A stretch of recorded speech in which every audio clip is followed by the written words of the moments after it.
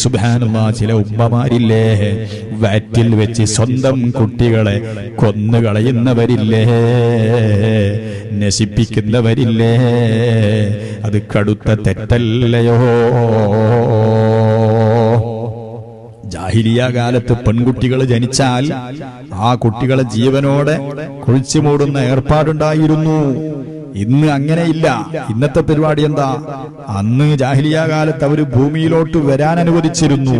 ഇന്ന് അതും ഇല്ല. വയറ്റിൽ വെച്ച് തന്നെ കൊല്ലുകയാണ് ചില ഉമ്മമാർ. ഡോക്ടർമാരെ സമീപിക്കാണ്, വയറ്റിലെ കുട്ടിയെ നശിപ്പിച്ചു കളയണം. ഇന്നാ ലില്ലാഹി വ ഇന്നാ ഇലൈഹി റാജിഊൻ. നേരത്തെ തന്നെ ആലോചിച്ചാ പോരെ? ഇതെല്ലാം കഴിഞ്ഞിട്ടാണോ ചിന്തിക്കുന്നത്? എന്തിനാണ് ഇത്തരം ഏർപ്പാടിലേക്ക് നമ്മൾ പോകണം? കടുത്ത തെറ്റല്ലേ അത്? വയറ്റിലുള്ള കുട്ടികളെ നശിപ്പിച്ചു കളയുക. ഇന്നാ ലില്ലാഹി വ ഇന്നാ ഇലൈഹി റാജിഊൻ.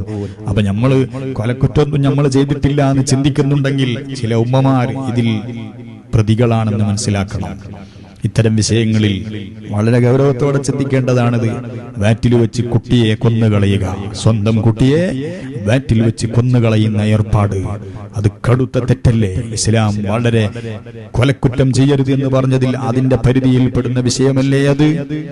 അതുകൊണ്ട് ഇത്തരം കാര്യങ്ങളൊക്കെ ഗൗരവത്തോടെ ചിന്തിക്കേണ്ടതുണ്ട്.